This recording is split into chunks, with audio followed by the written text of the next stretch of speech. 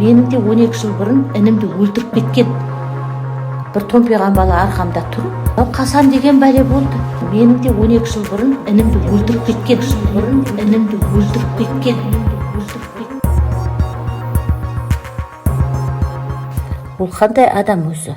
Аспаннан түскен ба, жерден шыққан ба? Сосын Жан Ахмадиев деген ол өзіне пиар жасап жүрген адам.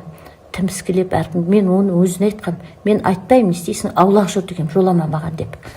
Соны жазып жатыр. Мейлі айта берсін. Блогерлердің барлығы сөйтіп жатыр. Ау, МВД-дан адам келіп жатыр. Әкесі шырылдап жатыр. Араласпаңыздар, халықты көтермеңіздер, өзіміз шешеміз деп. Адвокаттары келіп жатыр. Талғардың басшысын алып тастап жатыр. Әйтеуір қимылдап жатыр. Мен айтқанда не өзгереді ал? Сосын ана блогерлерді мен түсінбеймін. Құдайдан хабар жоқ па? Өліп жатқан адамға тыныштық берсеңдерші. 16 жасар бала өлді, соның атын жамылып, подписчик үшін өліп жатсыңдар барлықтарыңшы. Не істедіңдер? Жан Ахмедиев не істепті? Бар басын сүйіп па, үйін салып беріп айтыңыздаршы, не істепті ол? Сосын анау Қасан деген бәле болды. Қай жыл түскенін білмеймін, желкемде келіп түскен екен суретке. Мен енді арқамнан келіп түскен суретке адамдарға жауап бермей ғой. Маңдайында не деп жазылып тұрған қайдан білейін. Түссе анау, түспесе көкірек деп тағы айтасыңдар. Құдіреттерің жетсе сол Қасанды анау интервью беріп сайрап отыр ғой. Мен жазығым жоқ, 3 баланың әкесімін, мен вообще қатысым жоқ, мен өзім шаруашылықта жүрген адаммын деп. Егер шын ақиқаттың істін білетін болсаңдар, барып қол аяғын байлап алып келіңдерші менің алдыма. Оғанда айтам мен айтатынды. 3 қайнасам сорпам қосылмайтын Қасанның маған не қатысы бар? Сендер айтқаннан кейін біліп жатырмын оның Қасан екенін. Бір томпиған бала арқамда тұр. Ол қай жыл түскен сурет, құдай біледі, қай жерде түскен. Қасында тағы басқа да әншілер отыр. Алып келіңдер, пожалуйста. Мен Талғарға жақын жерде тұрам, қашық емес. Қолын байлап алып келіңдерші, көрейік сосын кімнің кім екенін. Құрметті ағайындар, аузы менікі деп оттай бермеңіздер. Маған бір қатын жазыпты бүгін. Үйіңдегі әлдағандай қылып өсіріп отырған сылдырмағыңды дейді, немереңді. Өскен кезде бандиттер келіп мауыздап өлтірсін, мен соны тілеймін депті. Сонда ол қандай ана, сендер қандай анасыңдар? Ауыздарыңа келгендерін оттап жатсыңдар. Қызымды жерден алып жерге салып жатыр. Мен ешкім ештеңе деген жоқпын ғой. Мен бұндай нәрсені жақсы түсінемін. Менің де 12 жыл бұрын інімді өлтіріп кеткен. Кәдімгі атақты бір адамдар екен. Істемегендер жоқ. Мен ешкім шулатқан жоқпын ғой. Өзім шештім. Оны өтіп кеткенбіз. Мен де қорыққан сөзді тұқымымен құртам деп.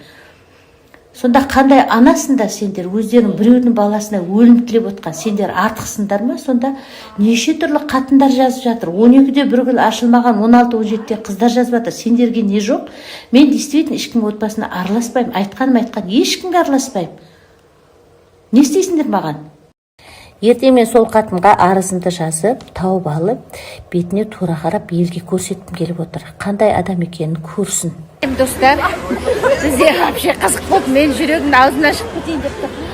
Мынау Назар деген мамасы екеуміз қарап отырмыз, я. Бүйтіп қарағанша мына форумның ішінде жоқ. Жарты сағат іздедік. Мына қыздар тауып берді, балалар. Молодцы. Мен вообще тілім байланып қалды.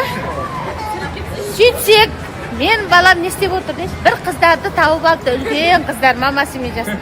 Солардың ортасында ырбиып отыр дейді. Мына қара, масқара. Балалар, рахмет. Назар әбден қорқыпты. Масқара бар ғой, жүгіргенде бір бала бір кемпірді өлтіріпті дейді. Мамасын да зәре ішіп кетті. Ошын сонда қызық болды. Ошын анандай бір қолға тағып жүретін бар екен, соны алып жүре керек. Мына қарашы мынаны. Ана қыздардан әлі дәмейлі, ана жақта бір қыздарды ұнатып қалған. Бар.